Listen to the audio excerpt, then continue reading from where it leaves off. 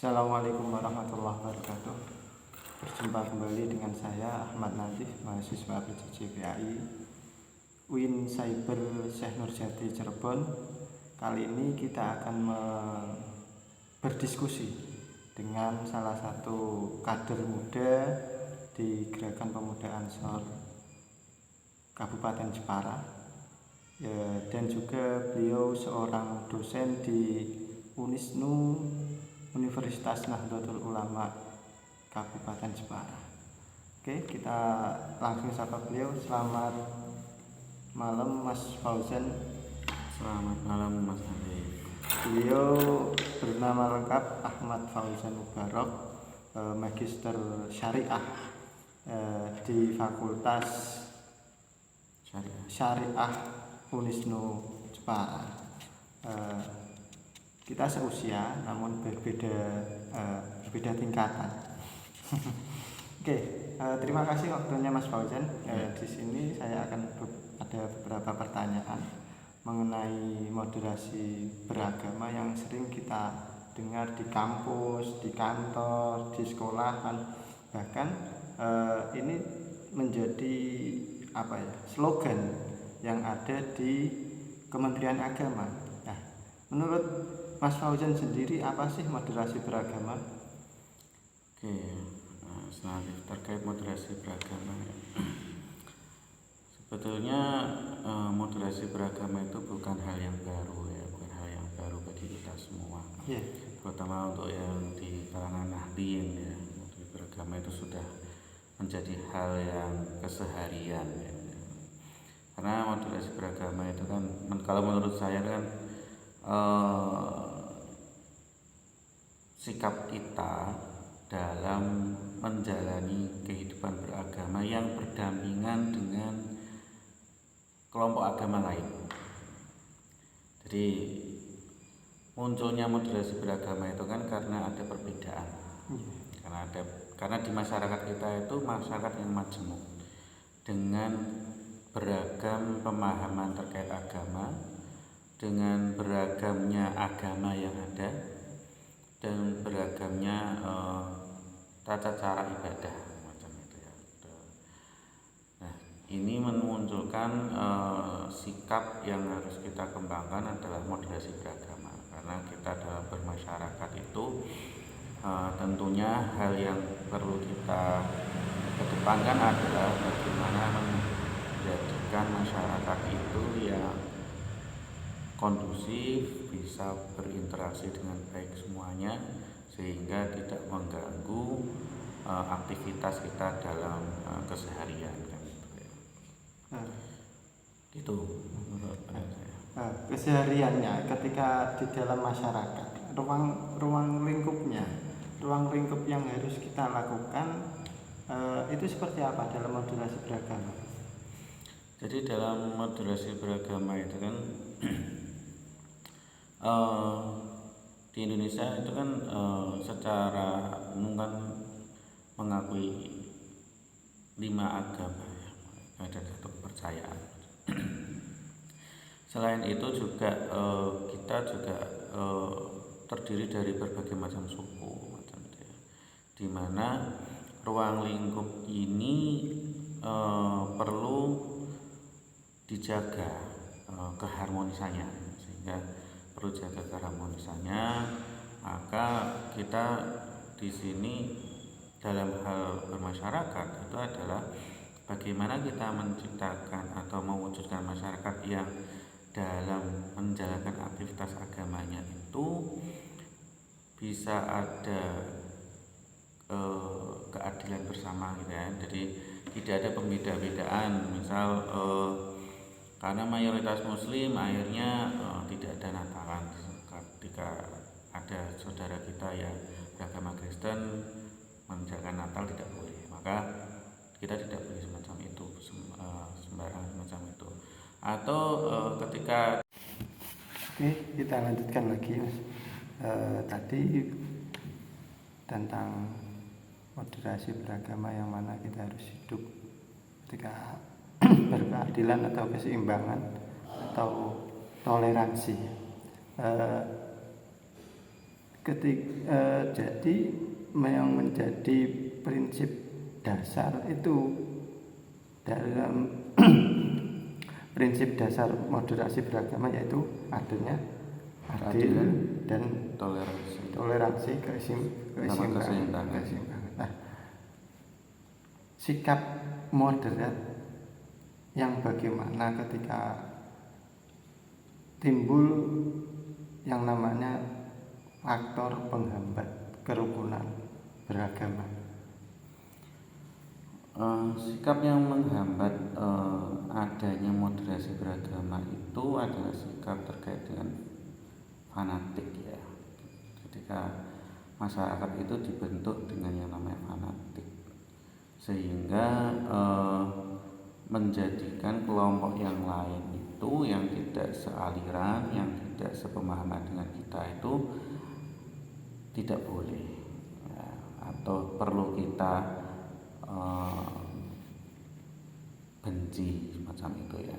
Nah, ini yang menjadi faktor penghambat dalam moderasi beragama. Padahal sebetulnya kita sebagai orang yang beragama itu, semua agama itu mengajarkan yang namanya kebaikan. Semua agama itu mengajarkan yang namanya kebaikan, baik pada sesama manusia, baik pada sama alam, macam itu ya. Cuman ada pemahaman-pemahaman yang itu berujung atau itu menjadi sebuah fanatik atau terlalu meyakini bahwa kebenaran hanya ada pada diri kita, satu kelompok semacam itu, yang itu dimunculkan ya, yang dimunculkan untuk menyerang yang lain. Padahal kalau kita di umat Islam kan ada itu di surat Al-Kafirun itu ya, lakum dinukum waliyadin, untukku ya agamaku, untukmu ya agamamu gitu. Jadi itu menjadi sebetulnya menjadi ya, kita meyakini bahwa agama kita itu benar, yang paling benar untuk diri kita macam itu.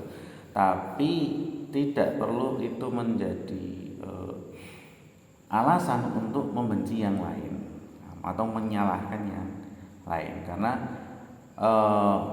apa yang kita lakukan, apa yang kita ketika kita beragama itu kan agar semuanya menjadi baik kan gitu. Kita menjadi orang yang lebih baik dan membawa kebaikan bagi yang lain, terutama ketika kita meyakini bahwa kita sebagai umat Islam, maka ya kita memberikan keselamatan kan. Tidak hanya pada diri kita yang selamat, tapi yang lain juga selamat. Kalau belum bisa menjadi seiman ya paling tidak bisa jadi saudara. Jadi itu yang perlu kita kembangkan adalah mengurangi fanatik yang terlalu berlebihan ketika bertemu atau berinteraksi dengan agama yang beda atau keyakinan yang beda. Yang perlu kita kembangkan adalah kita menghormati bagaimana mereka beribadah, menghormati keyakinan mereka, ya mempersilahkan mereka untuk menjalankan ibadah sesuai dengan keyakinan mereka. Tapi kita yakin bahwa apa yang menjadi yang sudah kita imani ini adalah suatu hal yang benar, tanpa harus menyalahkan pihak lain. Sikap moderat seperti apa? Ini adalah suatu hal yang benar, tanpa harus menyalahkan pihak lain. Sikap moderat seperti apa? Ketika bertemu, ketika di jalan, ketika baru bersama-sama di dalam satu ruangan, entah itu ketika seminar atau rapat, terlebih ketika di lingkungan masyarakat, sikap moderasi yang dalam beragama itu. Ya sikapnya ya ini ya. Kalau dalam Islam kan, ketika kita bermuamalah itu kan pada siapa saja bisa, boleh ya. Tidak ada batasan ya. Kita berhutang pada orang Nasrani itu tidak masalah. Kita berjual beli dengan bertransaksi keuangan dengan orang Buddha tidak ada masalah kan, nggak ada halangan semacam itu menjadi bukan menjadi penghalang macam itu. Ya apa yang menjadi itu urusan dunia, apa yang itu menjadi aktivitas kita keseharian dalam bermuamalah, dalam membangun masyarakat yang harmonis, ya kita harus istilahnya apa ya, mengedepankan toleransi ya, saling pengertian macam itu ya. Misal gini, ketika kita bertransaksi gitu kan, waktu menjelang sholat duhur macam itu, ya kita sebagai orang muslim ya sholat duhur dulu macam itu ya. Atau ketika itu transaksinya di hari Minggu, atau ketika orang Kristen itu sedang menjalankan ibadah di gereja semacam, ya kita hormati semacam itu. Ya intinya adalah sikap bagaimana kita mengembangkan keharmonisan ya. Kita tidak mengedepankan perbedaan, tapi apa sih yang menjadi kebutuhan kita sebagai manusia gitu ya, untuk mencukupi atau untuk membangun masyarakat yang harmonis macam itu. Ya kita toleransi, adil, seimbang, itu yang perlu kita kembangkan dalam diri kita, semacam itu. Ya semangat semacam itu, dan itu sebetulnya sudah menjadi konsensus dengan kita menggunakan Pancasila sebagai ideologi kan. Itu sudah sebuah konsensus kita macam itu, dengan berpancasila, dengan kemanusiaan yang adil dan beradab, kan, persatuan itu kan, itu prinsip-prinsip sebetulnya prinsip moderasi beragama yang sudah terrangkum dalam Pancasila. Ya sebenarnya seperti itu sih, ketika melihat kondisi yang ada di negara kita, ketika kita memahami konteks tidak hanya sekedar teks yang ada di Pancasila, yang pertama yaitu ketuhanan yang Maha Esa itu sudah mencakup di dalam kita bisa moderasi beragama dan lain sebagainya. Ada persatuan Indonesia, kerakyatan yang dipimpin oleh hikmat kebijaksanaan dalam permusyawaratan perwakilan dan keadilan sosial ini, konteksnya menyeluruh. Sehingga kesimpulan apa yang bisa kita ambil dari moderasi beragama itu? Kesimpulannya moderasi beragama itu bukan hal yang baru sebetulnya. Dengan kita berpancasila itu sebetulnya ya kita juga bermoderasi beragama macam itu. Cuma ya kita sebagai orang Indonesia yang punya kesadaran penuh bahwa kita hidup itu bukan hanya dengan satu kelompok, bukan hanya dengan satu kepercayaan, tapi multi kelompok, multi dimensi. Nah ini yang harus dipahami oleh kita sebagai generasi penerus ini, bahwa kita itu beragam dengan beragam agamanya, tidak hanya suku dan tapi beragam agamanya, beragam kepercayaannya, bahwa di kesadaran ini harus selalu kita kembangkan, harus kita jaga untuk menjaga bagaimana membentuk negara yang kondusif, maka akan menjadi negara yang maju. Sebenarnya adalah menurut saya kenapa moderasi beragama ini menjadi isu utama saat ini adalah untuk menjaga kemajuan negara ini butuhkan kondusivitas. Itu yang kita tangkap dari moderasi. Terima kasih sebelumnya atas waktunya dari Mas Ahmad Fauzan Garab yang telah memaparkan sedikit tentang moderasi beragama. Semoga kita bisa mengambil hikmah dari moderasi beragama ini untuk kehidupan kita sehari-hari di masyarakat.